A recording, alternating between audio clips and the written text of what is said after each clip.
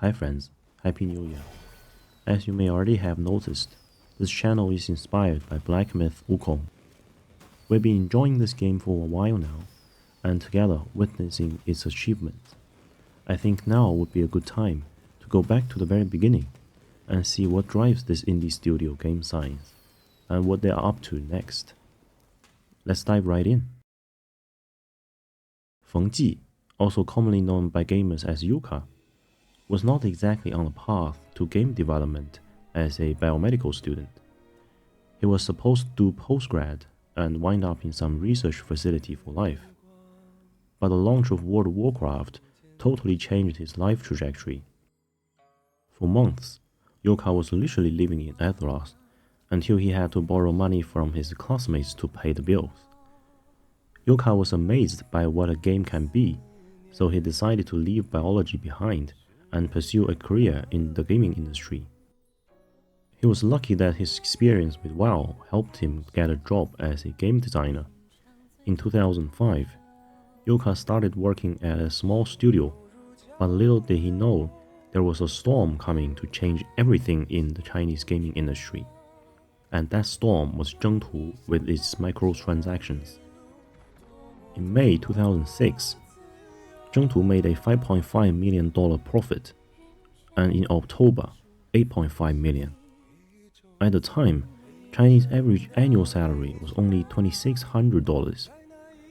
Looking back, it's hard to say whether Zhengtu was the first to build around microtransactions, but it definitely mainstreamed the concept of free-to-play, pay-to-win. Its undeniable success shifted the industry from quality to profitability. There's no denial that microtransaction is a brilliant business model for the corporations and adapted by many AAA developers nowadays, but we all know how it's received among players, something to spit on. That was exactly how Yoka felt when he published his famous article in 2007, 2 years into the industry. Should we treat players as livestock? Do not be frightened. There's no exaggeration to say questions like that are the most discussed topic among domestic game designers.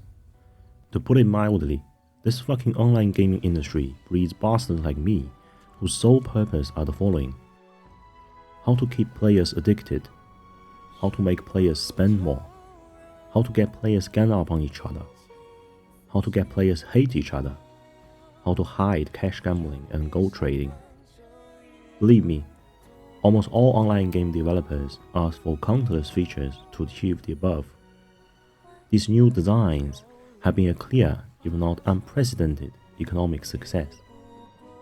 By the time Yoka released this article, Zhengtu's net profit reached 15 million per month.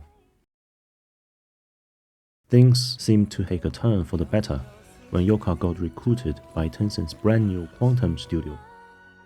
In 2008, Tencent had already become a big name in the Chinese gaming industry, but most of their money came from publishing rights for foreign games.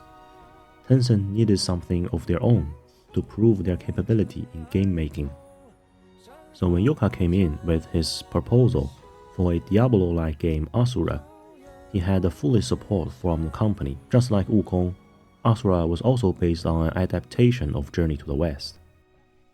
After 5 years of development, Asura hit the market in 2013 with intriguing stories, smooth gameplay, and stunning art design. Reviews were overwhelmingly positive, but this big-budget, slow returns approach was quite at odds with Tencent's top management. Since Asura has served its purpose, Tencent's patience and tolerance for the team quickly ran out. By comparison, when Blade and Soul released in the same year, it made Tencent almost $3 million on the release day alone. The president of Tencent, Martin Lau, had publicly scolded Asura's team. All that money for what? I could be much better off spending it in real estate. Yoka's Journey to the West came to a stop in 2014. Around the same time, microtransactions were added to Asura. Quantum Studio was disbanded in the same year. When Yoka left, 6 of his core developers left with him, and together they started Game Science. To make sure the new company could survive, Yoka decided to take advantage of the mobile gaming explosion. Teamed up with NetEase, Game Science quickly released the first game, 100 Heroes. It was, as Yoka said himself, a copycat. Nevertheless, 100 Heroes financially built them a safety net. Yoka then asked the team to distance from well-known classics and avoid copying at all costs. Their second release, Art of War Red Tides, won Best Game of 2017 and is still available on Steam to this day. After 2 mobile games, Yoka still felt they were not quite ready for a AAA title, but the art director Yang Qi convinced him otherwise. He said, "You can always find reasons not to start. Lack of money, lack of talent, lack of everything in every way. Keep finding excuses and you'll never do this." So in 2018, after a late-night meeting, they initiated Project B1, which stands for Black Myth 1, the first game in the series. In 2020, Game Science posted the first Black Myth Wukong trailer. It was meant for recruitment by showing that they were not a scam. As we all know, that trailer was a huge hit. Investors and fans showed up on their doorstep the same day. They had to put up a sign to politely decline drop-bys because the number of visitors was overwhelming.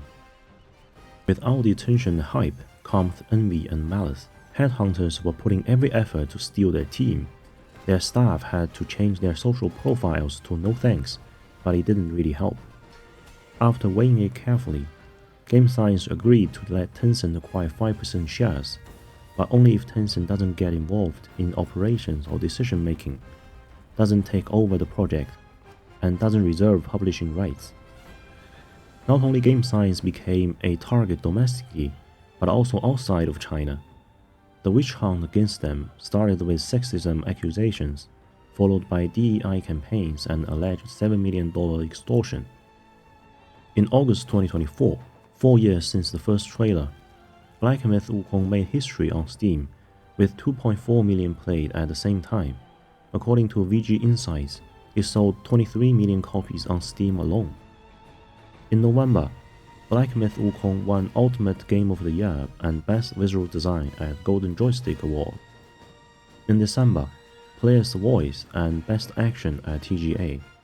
And most recently, Game of the Year, Best Game You Suck At, and Outstanding Story-Rich Game at Steam Awards.